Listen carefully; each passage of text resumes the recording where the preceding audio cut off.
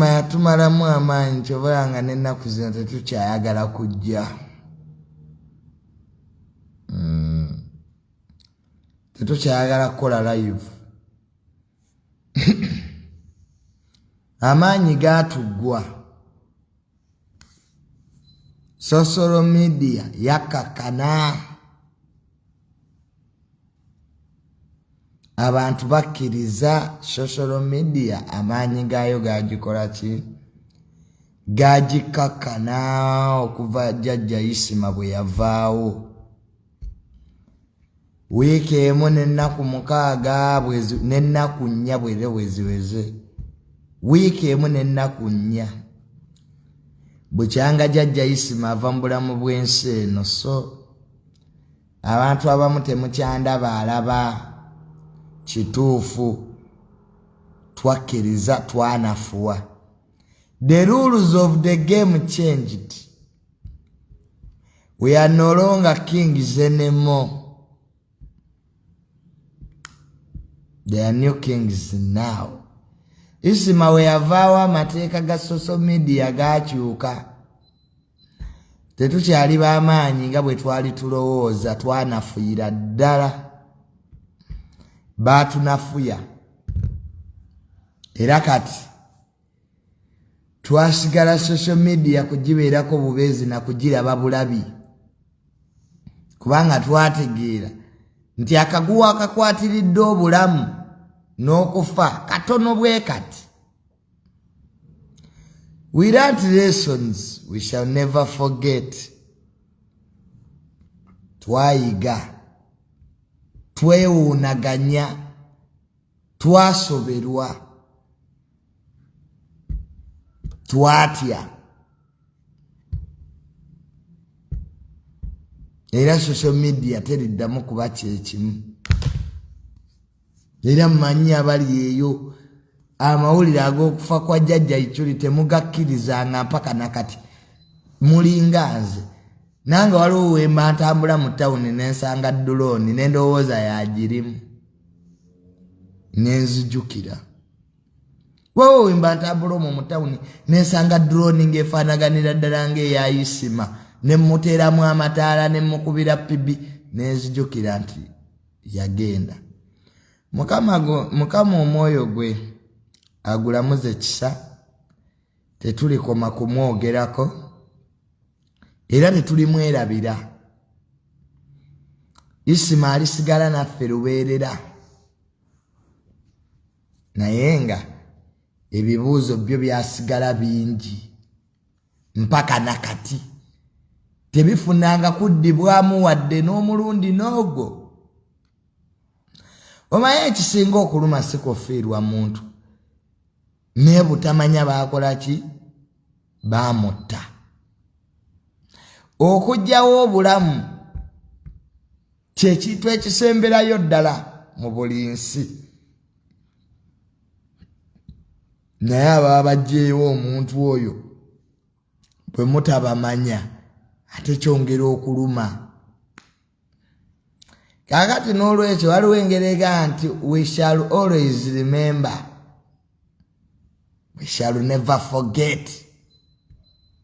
Abantu balina nnyo eŋŋombe eyo nti ye buli lunaku tulijjukiranga tetulyerabiranga. Era nange gye njagala okukozesa nti we shall always remember.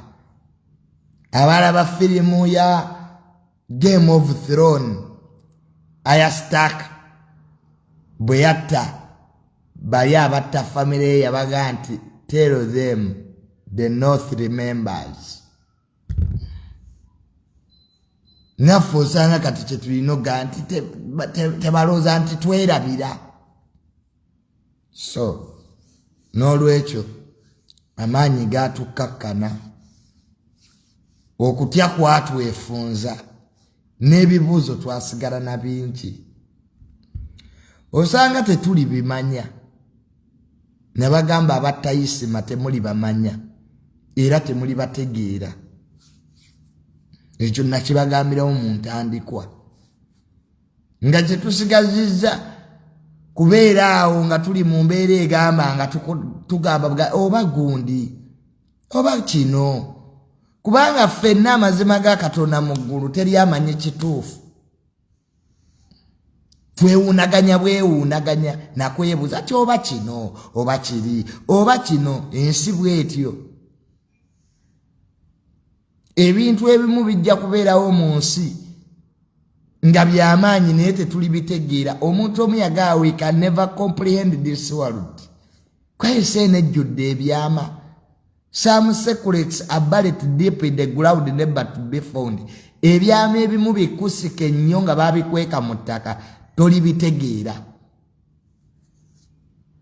Weewaawo Allah asinga okumanya. Singa yatubikulirako okwo ku mitima gy'abantu twanditegedde naye tetulimanya. Ensi bwetyo. Kakati n'olwekyo social media teriddamu kuba kyekimu. Kyova olabanga emirundi mingi njagala nnyo okujja wano naye ne nnemererwa. Amaanyi ne ganzigwamu. Omutima ne gugaana. Amaziga ne gatonnya.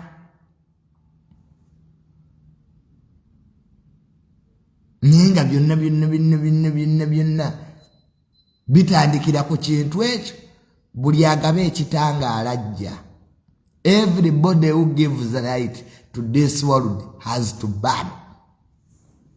Buli kintu kyonna mu nsi ekigabe ekitangaala kijja. Kando. Abalina kando mumanyi kando ejja. Bwoyo kyekipapula era kijja. Buli muntu omulungi mu nsi attibwa. Kubanga ensi eno ejjudde abantu ababi. Ababi be basinga obungi ku nsi. Kati bw'obanga okola birungi olina okufa. Ne Machiavelli yakyogera mu kitabo kye nti a righteous man surrounded by evil men will always be killed. Kyekyattisa ba Julius Caesar. Si lwakwati baali bakabaka babi ne baabata. Nyiri ekyo tekijja kukola ki? So social media yanafuwa. Oluvannyuma lwaki? Lwa Jajja Icuri okuvaawo. Tumumisinga buli lunaku waliwo kati abakeera buli kumakya. Ensi teriddamu kuba kyekimu. It was a tragedy that shaped the social media. Tetulina katengo mbu twatya. Nedda twadda mu reality ebyaddala. Twali mu birooto nga tulowooza tetukwatwako. Ebirooto byaggwaawo. Kakati n'olwekyo ebirooto twabivaamu twaddayo mu social media eya reality. Ebirooto munnange byatuggwako twalyanga abaloota kumbe byaddala. Era abamu balowooza tukyali mu birooto. Kakati n'olwekyo the rules changed. We are no longer social media journals anymore. Batuteekawa we tujja. Bwe kibanga abatayisima baali baagala kutiisa social media baakifuna. Bwe kiba baali baagala kutiisa Junior baakifuna. Naye nafunamu ebyokuyiga. Era siriddamu kuba kyekimu. Siriddamu. Naye nga amazima ga Katonda mu ggulu nkimanyi bangi batusubwa. Era bangi baagala nnyo oli Junior omukadde tasobola kudda.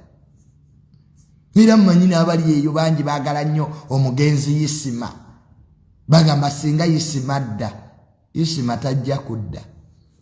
Kyekiseera mutandika okukikkiriza. Kyekiseera kati starting believing slowly by slowly, slowly by slowly. Kuba obulumi bwo tebujja kuvaawo.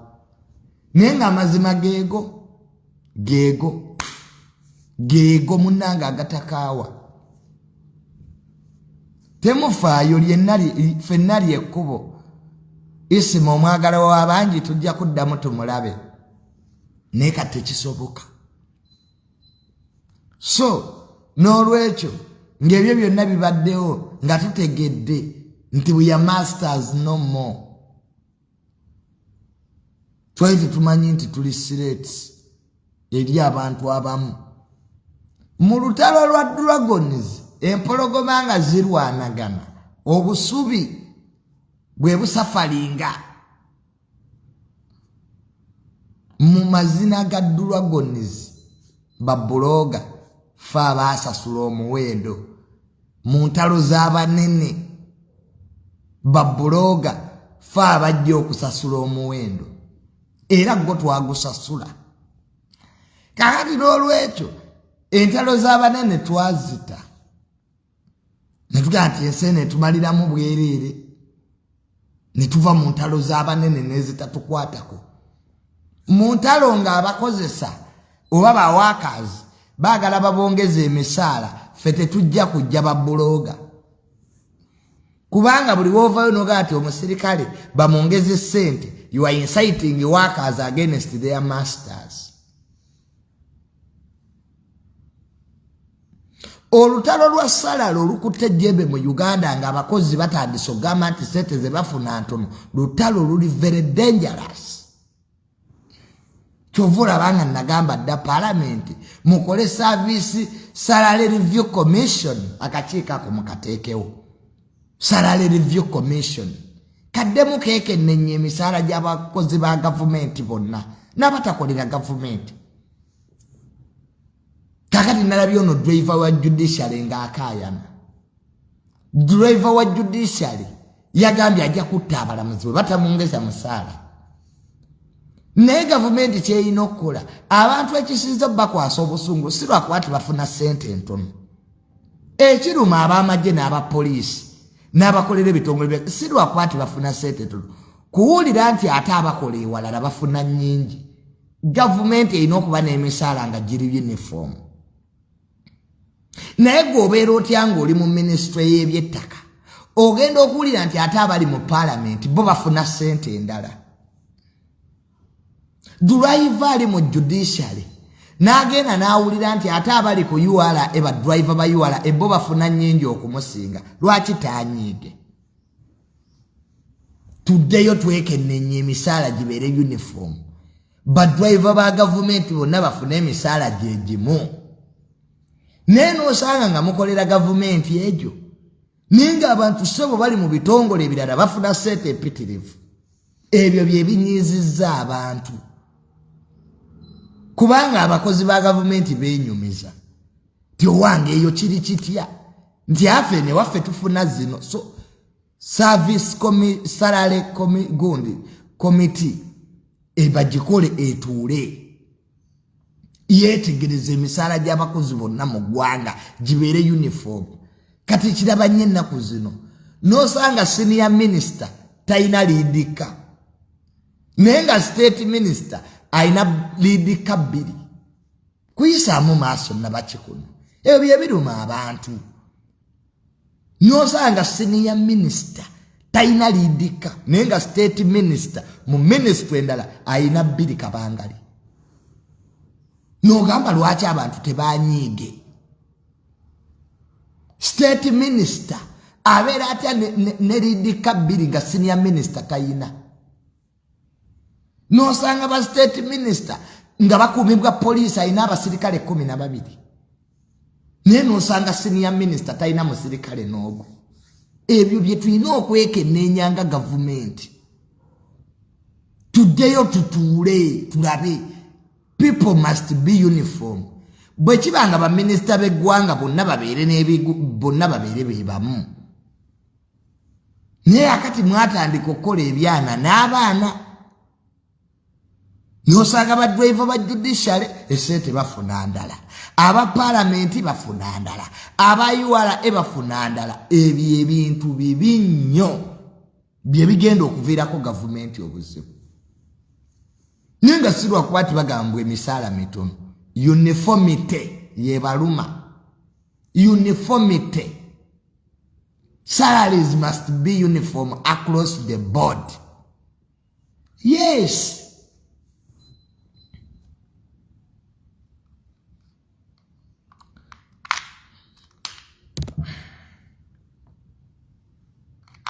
Must be uniform.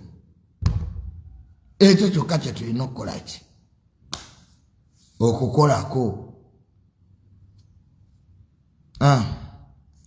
kansubire sina gwe insight nze manyi nange muyinza okujja ne munzita mbu Junior lwaki ayogera ebyo manyi kati mbatya naku zino mbatya nnyo kati sikyabeesiga nange muyinza okujja ne mukolaki mulwaki tasirise nammwe mutuleke naku zino mbatya nnyo sikyalina gwe neesiga edda mwaŋŋamba nga Junior ne tukukunda munonga kati mbeegendereza mmwe temutegerekeka omuntu eyatta Jajja Isma ne kaakati takwatibwanga kakati n'olwekyo uniformity enkulu naye nga oluguudo lwe Masaka twetondera nnyo bannamasaka n'abantu bonna abaakoseddwa oluguudo olwo nga amazzi galututte naye ndabyeko enguudo ezimu mwe basajja mmwe ze mukola nga nte zokka ze zirutambulirako naye oluguudo olukulu olw'e Masaka oluleeta abantu abava e Tanzania ne Rwanda amazzi ne galutwala bwe gati kyakuswalira nnyo eri eggwanga lino era kiswaza nti emyaka 37 gavumenti yaffe gyemaze mu buyinza oluguudo Major Highway Masaka amazzi galututte businesses affected abantu bali affected naye ng'osanga enguudo ezitalina ne economic importance zo zaakolebwa bulungi nga n'abantu bano balowooza batya gendako mu Western Uganda olabe enguudo nga nte zokka ze zitambulirako olabe naye n'olaba Jinja Road kale muli mu kuzimba express y'Ejjinja enguudo nga Masaka Road singa ziri ku mutindo yansi yonna kwa ebyenfuna by'eggwanga we biri abava Tanzania bayitaawo bava Rwanda kati toyinza kuggala Masaka Road economy neetatagala toyinza kuggala enguudo ziri bbiri Jinja Road ne Masaka Road ensi yonna kwetudde naye kaakati really nituddaawo oluguudo amazzi ne galutwala bwe gati kati olwo ensinga Netherland ezitudde ku mazzi zo singa tegazitwala dda nedda waliwo obunafu bannange obulina okukolebwako obunafu ddala kuba toyinza kuŋŋamba nti amazzi gazze buzzi nga tetumanyi mwe mwennyini mwakwata bainvesta mubatadde mu swamps president yagamba dda buli omu ave mu ntobazi temwagala mukyankalanyiza obutonde bw'ensi nature will always fight back that I can assure you nature will always fight back kati mwagenda ne muzimba ennyumba ku Lake Victoria amazzi gaago gajja zitwala tulaba ne muve mu wetland zimuve mu wetland temwagala kati amazzi galagewa water has nowhere to go wonna mulimyewo muzimbyewo mulese bana abachina basi Lake Victoria you are antagonizing nature but nature will fight back ekyo kyo nkibabuulidde muve mu ntobazi leave wetlands babagamba dda ministry tugiina namba ya environment kitongole kiramba nema weekiri mulemeddemu oluvaawo nga tugaye enguudo bazitutte kati galagewo amazzi mwagayingirira dda abantu bagalive wetlands mulekerawo okutema emiti tebaagala ebibira byonna babisaayi biweddewo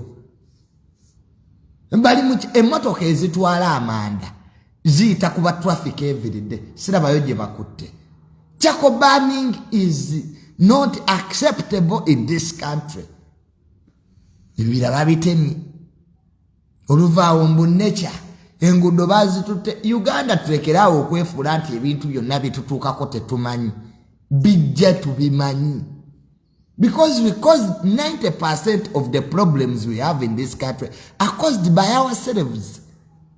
Tebiva bweru kati abatema ebibira bava Congo oba Kenya. All countries munsi yonna are on climate change. Uganda is destroying nature. Kati which country is this? No, let us be real as technocrats. Muri wano mukola mateeka. Every day parliament efulumya amateeka. Naye nga temunnakola malala agasooka gaabulirawa. Because okola amateeka amalala kiba kitegeeza nti ge wakola galemeddwa. Go galemwa gatya. Mbalaba kati mwaleese fayini ku nguudo. Nga tonnaba kuleeta fayini ku luguudo. Eza overspeeding bya bimotoka ebibiri ku luguudo. Myaka mikadde lwaki tobigobaako. Before you bring enero oyina okusooka okutubuulira galige waleeta lwaki tegaakola. That's what we must find out. Lwaki amateeka mu Uganda tegakola nga weegali. Uganda ze zimu ku nsi za Africa esinga amateeka amalungi. On paper amateeka ga Uganda malungi. We have the best constitution. Uganda ne Ghana. Mu Africa ze zisinga ne lwaki constitution yaffe tekola. Chetulina okuddayo tubuuze. Kati do you expect your traffic afune sente ntono okuba omuntu ekipapula? Wano mu Uganda woba ne change wa 15 ovuge motoka nga toina driving permit. Gwafuna change wo wa 15. Buli wa traffic gwosanga 5. Enguzi yese gwanga lino. Enguzi ezibya abantu amaaso. Kati ne bwona leeta fine nti aba overspeeding ku luguudo. Sibajja tugenda ba fine. Traffic officers will not implement. Kubanga omuntu akuba ekipapula kya mitwalo 10 n'omuwaayo 15 nagaago. Gweba ne change mu motoka wa 5 ojja kuvuga mu Uganda nga tolina driving permit. Nenga amateeka weegali aga traffic malungi mazibu. Nera naba traffic abagakwatisa mu nkola baasoma. Ne muzeeyi bumaali mane. Sente. Kati gwe omuntu atati omuntu ku parliamentary avenue. Ono omusirikale yaso omuyindi mbumulalu. N'ojjayo emmundu n'ova ku CPS. Ngero oli mulalu. N'olinya boda boda. Ngero oli mulalu. Nekutuusa wajolaga. Noto omuntu. N'olinya boda boda endala emmundu n'ogizaayo. Kati oyo mulalu nabaki. Era eddalu lyamusuulidde ku muyindi. Oyo omusirikale wabaddewo eyamutumya okutta omuyindi. Nze bye bintu by'abamanerenda mbimanyi. Bwe weewola sente ne zikulema okusasula zikola interest every day. That police officer was set to kill that Indian. Mbo mulalu. Eddalu mwekati we mwategeera nti mulalu lwaki temwamugoba mu police. Kwekaba Uganda yeewuunyisa. Lino lyokka eggwanga wosanga abalalu nga bajjeeyo emmundu ne batambula bulungi nnyo nga balalu ne balinnya boda boda ne bazisasula n'okuzisasula ne batta abantu ne baddayo ne bazzayo n'emmundu gye baazijje. Omulalu asobola okumanya ne gye yavudde nga mulalu.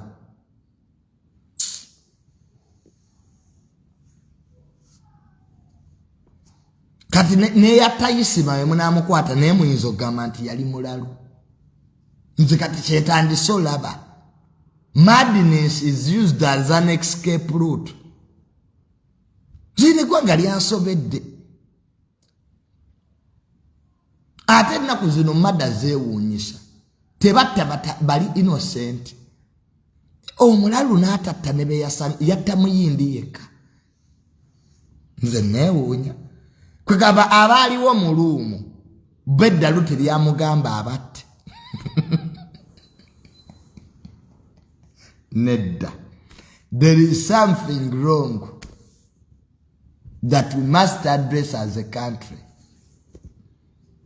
Nze singa oyo omuyindi bamuttira Nansana. Naye omanyi security eri ku parliamentary avenue.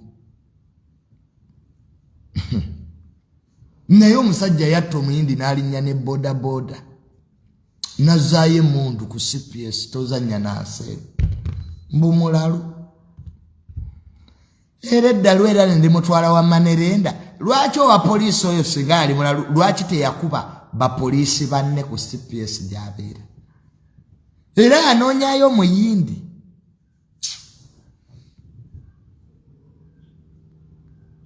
ate nze njagala nnyo bayizawe kati ekintu kye tulina okukola abantu abatuula ku CCTV kamera za poliisi nabo mubeegendereze ekyo nkibagambye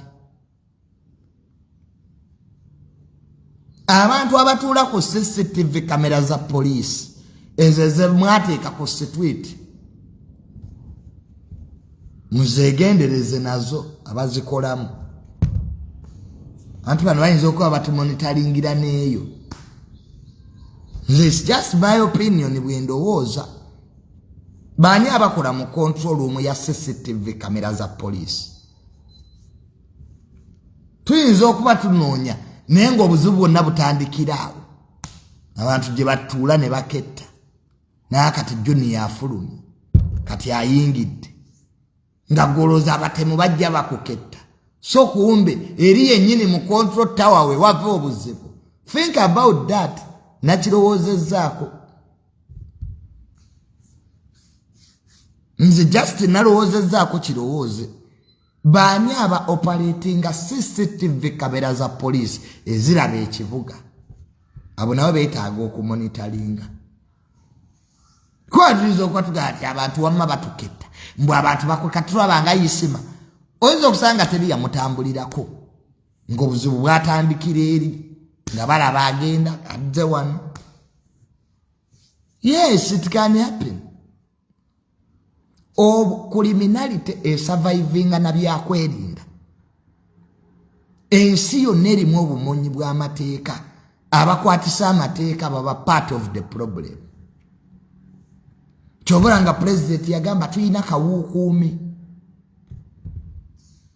teriiwo mu nsi erimu obumenyi bw'amateeka nga byokwerinda tebiri infiltrated gende Colombia Escobar lwaki yasumbuwa Colombia yawanga ab'ebyokwerinda sente most of these criminals associated with security ogenda okulaba ebintu ebitasobokerako ddala bisoboka that's what I have seen by the way kogenda okugatta dots noga this couldn't happen without people's help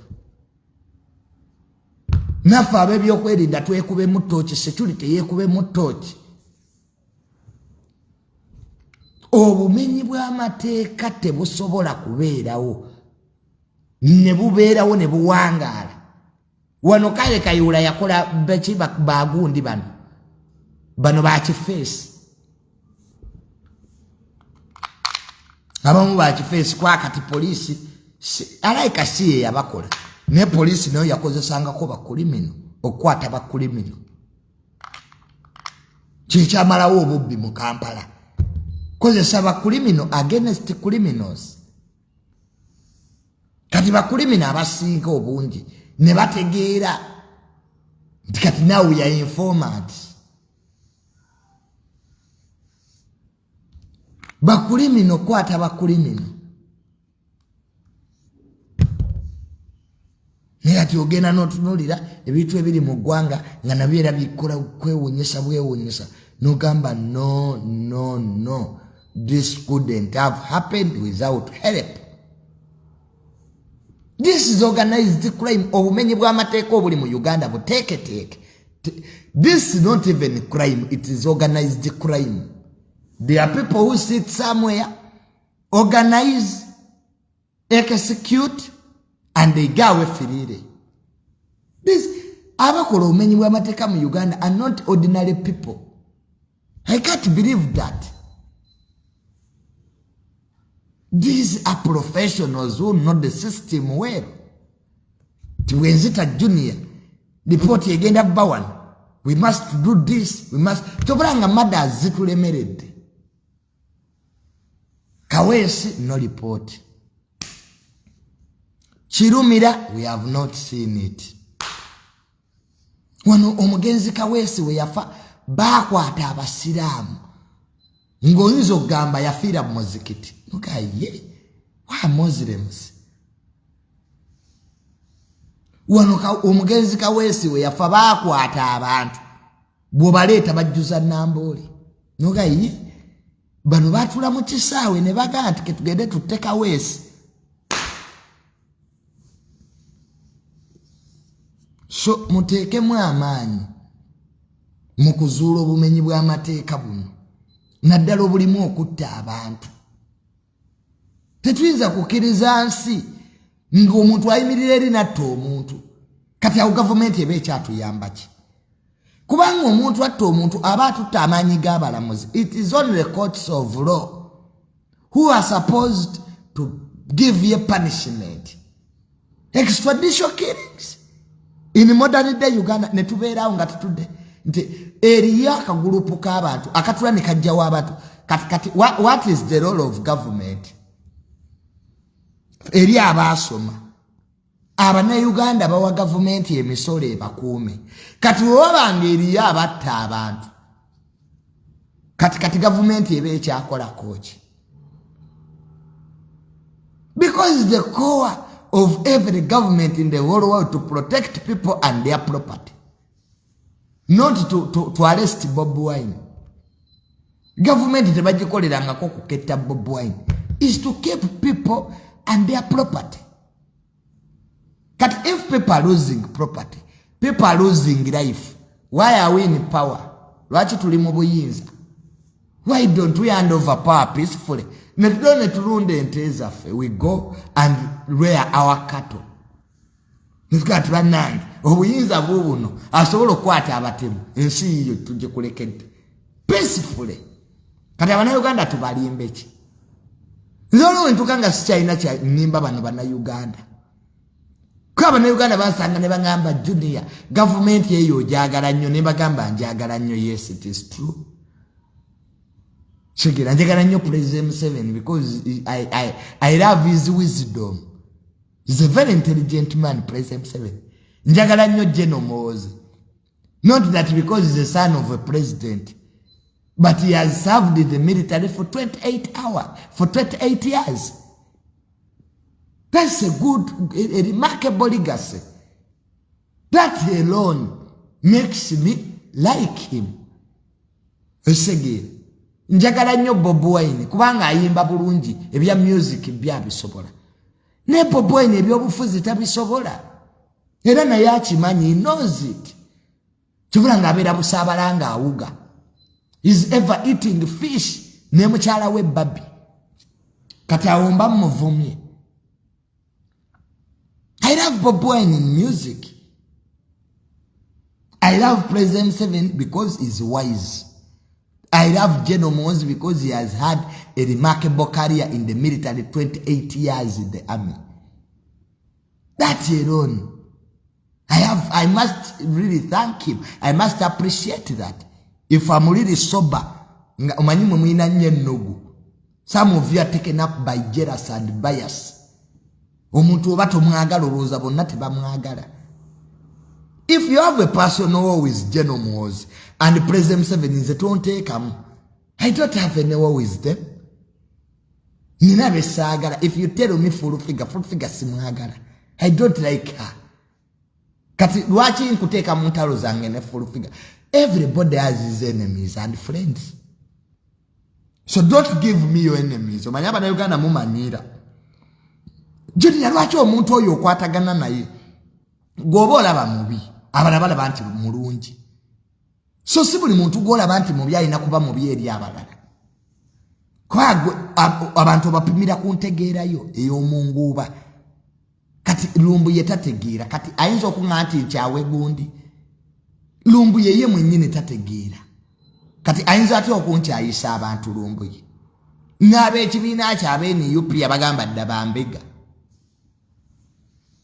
So kakati nze really, let me tell you, this government must tackle two things. Land, abantu baddeyo mu mataka. The day Ugandans will wake up when they are homeless, that's when we shall lose power. Era nze kye mbagamba ze buli we mbasanga abo abakulu mbagamba mutereze ebyettaka. Let people be on their land. Mu mirembe emiyitirivu. There is a group of younger people who have money. They are trying to destabilize this country by chasing people on their land. No sanga omuntu ayinako amalalo ku ttaka lye. Alimazeeko emyaka 30. Wakibanja ogobako waki. Kati goba yagala President Museveni. Obo yagala kutabangula ggwanga. Kati bemugobye baddewa. Ne waliwo group empya y'abavubuka abato abakalaba sente. They have money. They have connections in the state. They are destabilizing the land sector. No sango omuntu bavubuka bato. Have seen them. Some of them have met them, promising me a lot of money.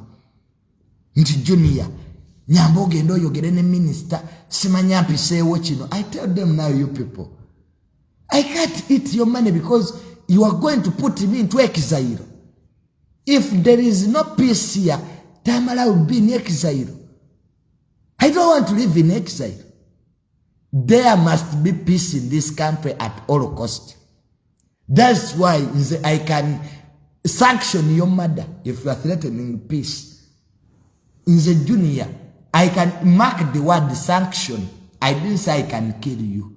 Manyawa mtemanyi ruzungu. Mwisokele, Junior gambi aja kuta abantu. Ngambi I can sanction. Sanction ichitegeza so lokuteka kotiki bakuti. If you are destabilizing this country, there must be peace here at all cost. If you want power, go to the bush. When you go to the Congo, go to the bush. Congo, fight for power. Tujja kwegatirako Luwero. Bojango wamba mpaka Luwero alukama. Newo boli wongo oli muloji. Onyumiza you want to be president. I tell you now, you man. How will you get power when you are in a lodge with a woman? Some of your politicians babera maloji je bajja okutwalira obuyinza. Kati gwe yensi wali ogirabyewa. Where presidents get power in lodges. President Museveni agenda n'alwana mu nsiko Luwero 5 years, 1986. Gwamulabako ku KFC, wamulabako Cafe Javazi. Muliyo Cafe Javazi je mwasamire ebibozi byammwe. Abamuli ku stage za boda. Mbosimanyo obuyinza bujja kyuka mu Uganda butya ngani abukyusa luyali. Toyina wadde akasaale ewuwo. Wadde ekisosonkole ky'essasi. Kati obuyinza onaabutwala otya. Africa bagifugana mundu. N'abazungu bakitegeera. Kyobola bakola ebibira by'abayeekera. Walabye abazungu nga bakomyewo ne Bayibuli. Ebiseera bya Bayibuli byali by'abamisonari. Abazungu we bajja ne Bayibuli mu Africa. Nga batwegayirira bambi mukyuke muyingire obulokole muyingire obukatuliki ebyo abazungu babikomya kati mundu yeseka. Gwe genda ogamba America nti waliwo golodi olabe. Olaba abayeekera gye banaava. Africa bagifugana mundu. Kyovula President Museveni kye yasooka otegeera. Organize the army, you'll rule forever. Gwe Uganda tereza amaje ojja kufuga mpaka bwofa. Because the honest threat is a gun.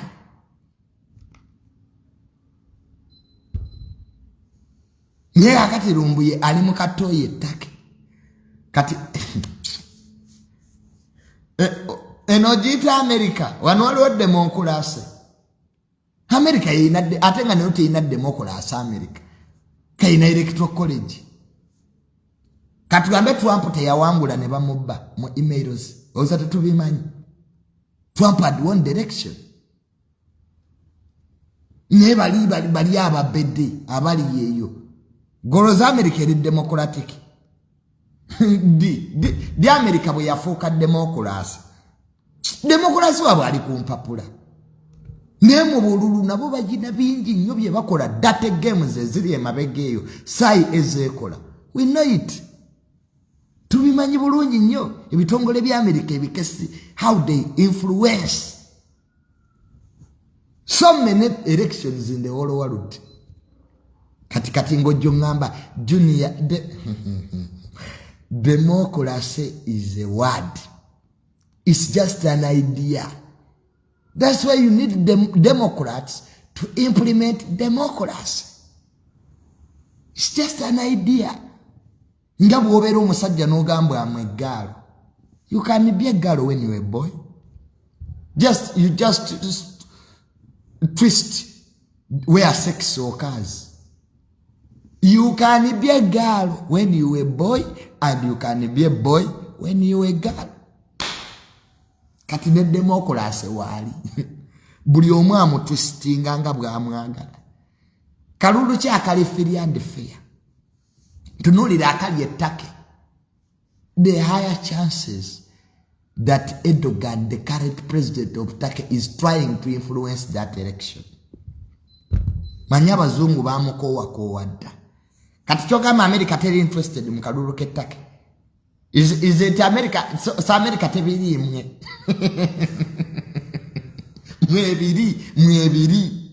Mwebiri bulungi nnyo akalulu k'ettaka America mwebiri. Yakanudde dda amaaso bwe bati. Erdogan w'ettake bamukowa dda abazungu has been problematic to NATO. Alimeseza Sweden okuyingira NATO Erdogan. Kati mbu Europe mbu nsanyufwe ali mu kusombo wa Cyprus Erdogan oyo golaba bade bamukoye ninga banoonya bagezaako okumuwamba ne bibalema. Kati mbu Abamerika mbu bamwagala ali agula byakulwanisa bya Turkey. Erdogan president wa Turkey teyagula S500 defensive system ya Turkey mbu kati basanyufu. Turkey yasabadde okuyingira European Union ne tebagigaana era baagaana kwanga baagaana eyingira European Union. They are still thinking about it. Kati gwomuntu bwatu baba bakyamwagalako. Afuze Turkey kuva mu 20 years Erdogan ng'afuga Turkey. Lwakuba ekirungi kyakoledde Turkey kujifuula power. Turkey kati nsi y'amaanyi nyesinga n'amawanga ga Europe agamu. Ena defensive industry y'amaanyi. Neyo Turkey gy'olaba yakubiri mu Middle East. Israel akyagisinga. In military warfare, Turkey ekwata kyoko is challenging Israel's supremacy. Turkey yensi yokka mu Arabu World ewadde Israel obuzibu. They are competing favorably. Kyabuzayo kyokka nuclear. Gwaina wa NATO. Israel yeina nuclear waayo. Under direct control of the Israeli government. Atunudde mu bibuga bya Warabu bitano. Weno saga na Israeli. Israeli nuclear gwaina. Uwoye bizitunudde mu bibuga bya Warabu ebyo begatte balabe. Tibajjajje kuba. So kyekyo kyokka. Naye ekonomi ya Turkey eri mu bizibu. Inflation is high. Yasala interest. Ebyenfuna byo bibi Turkey. Yes, ebyenfuna bibi. Naye kakati we baba bagenze mu gondi eyo. Ketulabe ningira Abamerika era tebamwagala. Abamerika tebaagala Erdogan. Abalumiza omutwe bamukoye. Tebamwagala. He has been problematic to NATO. Nenga bamwagala era bamwetaaga mu NATO. So ketulaba akalulu k'ettaka engeri gye kanaggwa bagenze mu Iran. Kati ako kali free and fair. Okitegera ba nationalists be bawagira Erdogan. Era oli omusajja amukubidde ku economy wokka. Naye ebirala byonna Turkey badde ekyakola bulungi. Military strength, Turkey is good. Naye economy yo yamutabukako. Kakati n'olwekyo mwabalinza akalulu ka 2026 Jeno Muhoozi agenda vuganya taata we. It will be a family affair. Omanye 2026 election is going to be interesting. The father and the son are on the ballot paper. We are here to see government bagenda okubba akalulu bannange. Olaba luli babadde babbira omuntu omu kati balina okubbira President Museveni babbire ne General Muhoozi bannange NRM ebba akalulu.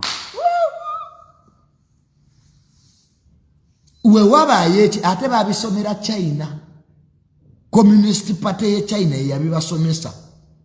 Nze naliko mu nope. Nga nkyali ewa Bobo nze nakuuma akalulu akawedde Makindi. I was a polling agent. On behalf of NUP, ze naise yanko kibiina kina science. Gulunda atiye wantu. Ngente zisinga obululu obungi. Eye nale mujirabe duka nze nabavaako. Waneka yunga akana kwedde tebakakyusa. President Museveni agane bwozinire saawa 24. Ngeye nali mwegambye tekibeera tekijja kuba. Babana kalulu kanna kwedde. Ne bakuba n'emiggo. Kati mu 2026 magezi mbawagabuwa. General Muhoozi agenda vuganya his dad. It is all a family affair. First family akaluluka first family. Kati mwabali mu second family, third family, simanya fifth family mugira mubivamo. Era Bobo ntakalimu. Gwa Bobo yaga ntikoti agenda kwesimbawo mu 2026. Ali magere mu bigere yebasi. Aga wange. Bweba family ya President Museveni yasazeewo kwevuganya. Mu byofuzi kye bayita political masturbation. Bevuganya. Nze ke kaluke nyendo okusooka okola akagenda okuggwa mu bwanko omuwanguzi mumanyi. Omanyi obululu bwa Uganda tebuli abwe Kenya. Abana Uganda muyina omukisa nti muyingira mu kalulu nga n'omuwanguzi mumumanyi. Nze Tamale manyi ne percentage President Museveni gyagenda ofuna. Kati gamete mumanyi ani agenda wangula kaluka 2026. Kati lumbu yembu tamanyi. Abana Uganda ekizi mwebuza magezi. Nenga the answers are written all over the horizon. Bwetu bibagamba ngera encha mutandika. Kale ka junior katugamba. Kale nono mwana watu ka junior katugamba. Bye mujjo komako. Ask me kubulire. 2026 election is a political masturbation election. The father versus the son. Nga genocide the Holy Spirit. Yakulidde amajaga kakuma. It is all a family affair. President Museveni is the father. General Muhoozi is the son. General Musale is the Holy Spirit. Kati akakalulu ako oboka nonya muchi.